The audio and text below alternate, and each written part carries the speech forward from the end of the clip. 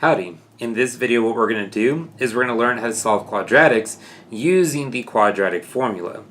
Now if you have some arbitrary quadratics, some ax squared plus bx plus c, where a is the number multiplied from the x squared, b is the number multiplied by the x, and c is that random constant that's just chilling out by itself.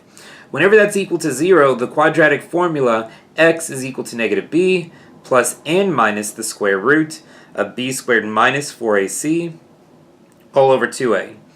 Now the way that I memorized it was back when I took pre-cal, my teacher made us come up in front of the class, and well, bonus points, she didn't actually make us, but for bonus points, if we sang the song for the quadratic formula, and the tune is To Pop Goes the Weasel. I'm not the best singer, so I apologize, but the way that it goes, I'm going to do my best. If I butcher it, I apologize in advance. Okay, so the way that the quadratic formula goes, if you want to go to Pop Goes the Weasel, is it goes x equals negative b plus and minus square root b squared minus 4ac all over 2a.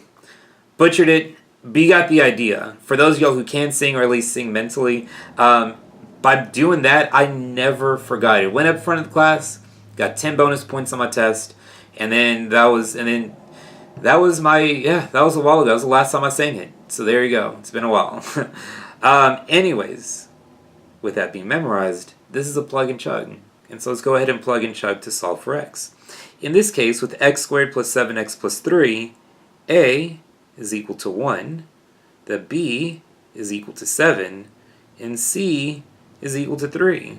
So plugging it into there, you have that x is equal to negative b, so negative 7, both plus and minus the square root. B squared is going to be 49 minus 4 times a times c all over 2a. And now from here, let's just do a little bit of algebra.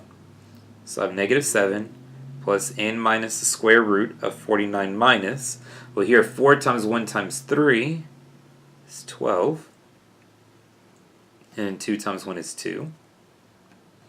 49 minus 12 is 37, so this is minus 7, both plus and minus the square root of 37 all over 2.